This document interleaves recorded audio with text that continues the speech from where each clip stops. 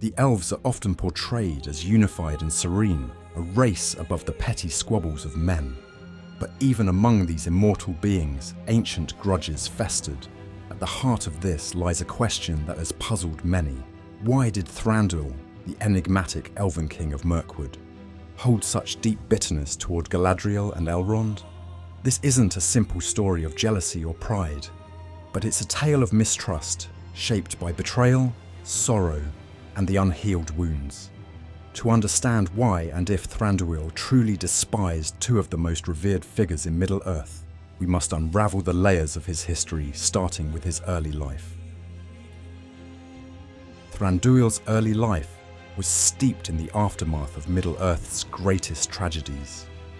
Born to Oropher, a proud Sindarin elf who had fled the ruins of Doriath, Thranduil was raised in a world scarred by betrayal. The Sindar had suffered deeply. The fall of Doriath, the kinslayings executed by the Noldor, and the chaos unleashed by the pursuit of the Silmarils had left lasting scars. For Oropher and his people, the Noldor were not allies but reminders of ambition and bloodshed. When Oropher led his people to the Greenwood, later known as Mirkwood, it was an act of defiance and survival. He sought to distance his kin from the influence of the Noldor-dominated realms. Yet, even in isolation, their lives were far from peaceful. Shadows lingered in the forest, and mistrust of the outside world grew stronger with each passing age. The Second Age brought another test to the Sindar. Sauron's growing power could not be ignored, and even Oropher, reluctant to ally with the Noldor, recognized the need to join the War of the Last Alliance. But Oropher's pride and mistrust proved fatal. Refusing to coordinate fully with Gil-galad's forces, he led an independent charge during the Battle of Dagolad, a decision that resulted in devastating losses. Oropher himself fell in battle, leaving Thranduil to inherit the crown amidst grief and bitterness. For Thranduil, the war was a crucible. He saw firsthand the cost of pride, the horrors of battle, and the consequences of fractured alliances. As new king, he returned to the Greenwood. His mistrust of the Noldor solidified into something deeper, a protective disdain for their perceived arrogance and meddling. While Thranduil rebuilt his kingdom in the Greenwood, Galadriel rose to prominence in Lothlorien, her realm flourishing under the power of Nenya, one of the 3 Elven Rings. To many, Galadriel was a beacon of wisdom and light, but to Thranduil, she represented everything he distrusted about the Noldor. Galadriel's history was inextricably tied to the Noldor's legacy. As one of the few survivors of the First Age, she carried with her the weight of their triumphs and their sins. She was a leader who had walked away from the rebellion of the Noldor, but her connection to the likes of Feanor, whose pride had caused the greatest rifts among the elves, was not easily forgotten. Thranduil saw her use of Nenya, the Ring of Water, as a symbol of Noldoran ambition. While Galadriel wielded the ring to preserve and protect her realm, it also reinforced her dominance over the elven realms of Middle-earth. To Thranduil, this was not a symbol of unity. It was a reminder of the Noldor's tendency to take what they desired, even at great cost.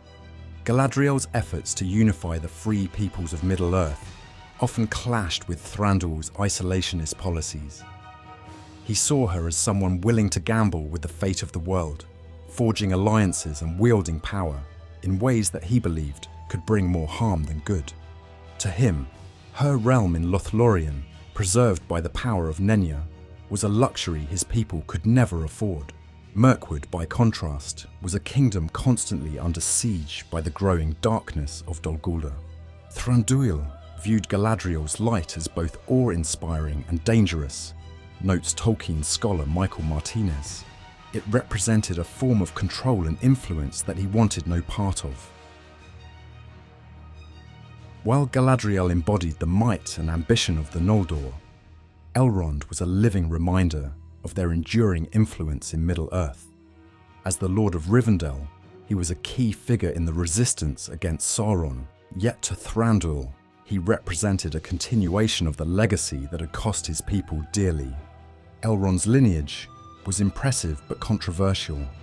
As the son of Elrond and a direct descendant of both men and elves, he was a symbol of unity between the races. But for Thranduil, Elrond's close ties to Gil-galad and the Noldor marked him as an outsider. Someone whose priorities were shaped by a history the Sindar had tried to leave behind. Throughout the Third Age, Elrond worked tirelessly to unite the free peoples of Middle-earth. His leadership of the White Council, alongside Galadriel, was instrumental in combating the darkness of Dol Guldur. Yet Thranduil remained wary of these efforts. He saw the Council's decisions as distant and irrelevant to the struggles of Mirkwood. His mistrust led him to keep his kingdom isolated, even as the shadow of Sauron crept closer.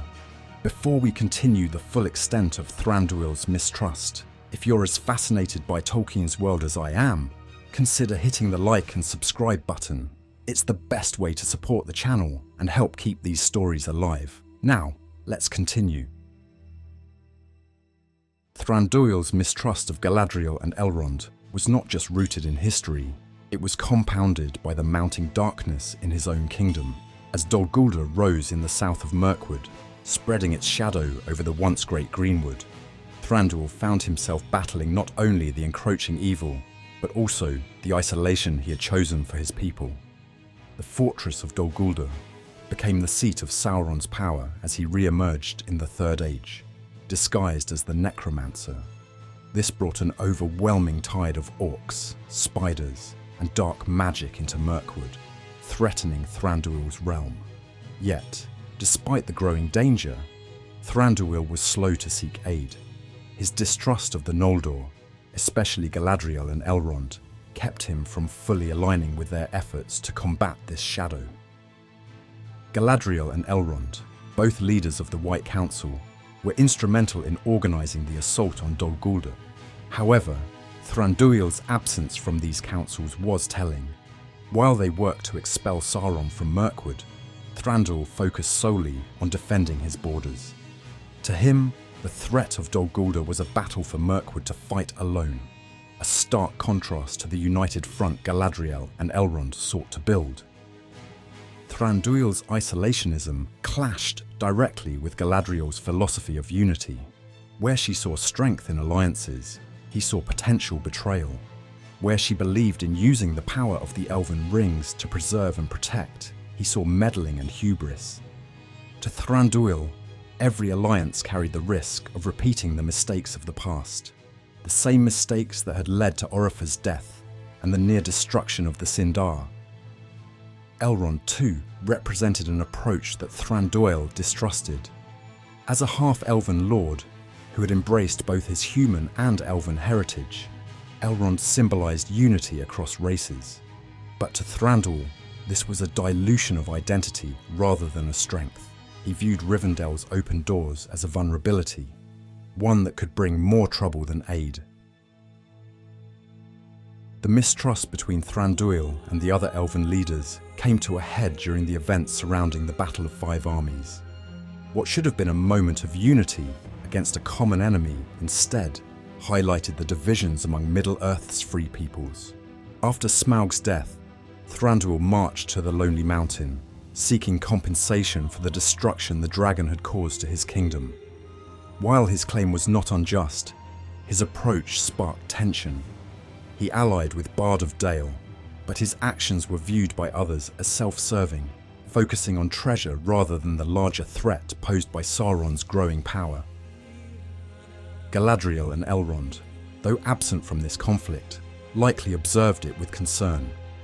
Thranduil's unwillingness to collaborate with other elves, or even consider the broader implications of his actions, reinforced the idea that he was more interested in protecting his own realm than in uniting against the looming darkness. The Battle of Five Armies should have been a moment of solidarity, but instead it deepened the fractures among Middle-earth's leaders. While Thranduil fought bravely alongside Bard and the dwarves against the orcs of Azog's army, the underlying tensions remained unresolved. To Galadriel and Elrond, this was yet another example of Thranduil's refusal to engage in the broader struggle against Sauron, a struggle they saw as essential for the survival of all free peoples. By the time of the War of the Ring, the divides between Thranduil, Galadriel, and Elrond were firmly established. While all three played vital roles in combating Sauron, their approaches remained starkly different, and their mistrust persisted. The White Council's expulsion of Sauron from Dol Guldur was a major victory, but Thranduil's limited involvement in these efforts highlighted his continued reluctance to cooperate with Galadriel and Elrond. While they worked to address the larger threats facing Middle-earth, Thranduil focused solely on protecting his own borders. This isolationist policy, while effective in preserving Mirkwood, came at the cost of deeper alliances that could have strengthened the fight against Sauron. Thranduil's legacy is one of fierce independence, a trait that both defined his reign and limited his influence, while Galadriel and Elrond's actions shaped the fate of Middle-earth on a grand scale. Thranduil's impact was more localized. His mistrust of the Noldor, rooted in the tragedies of his past, kept him from fully embracing the unity that Galadriel and Elrond sought to build. Yet, for all his flaws, Thranduil was not without merit.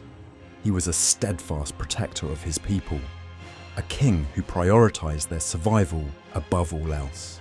His skepticism of the Noldor, while divisive, was born from a genuine desire to shield his realm from the mistakes of history. Thranduil's mistrust of Galadriel and Elrond wasn't a matter of simple pride. It was a legacy of loss, betrayal, and the burden of protecting his people at all costs. While Galadriel and Elrond sought unity, Thranduil stood apart, a king shaped by his own scars and the shadows of history. If you've enjoyed exploring the complex dynamics of Middle-earth, don't forget to hit the like button and subscribe for more captivating Tolkien lore. You can even join as a member to support the channel even further. Until next time, may the stars of Elvenkind light your path.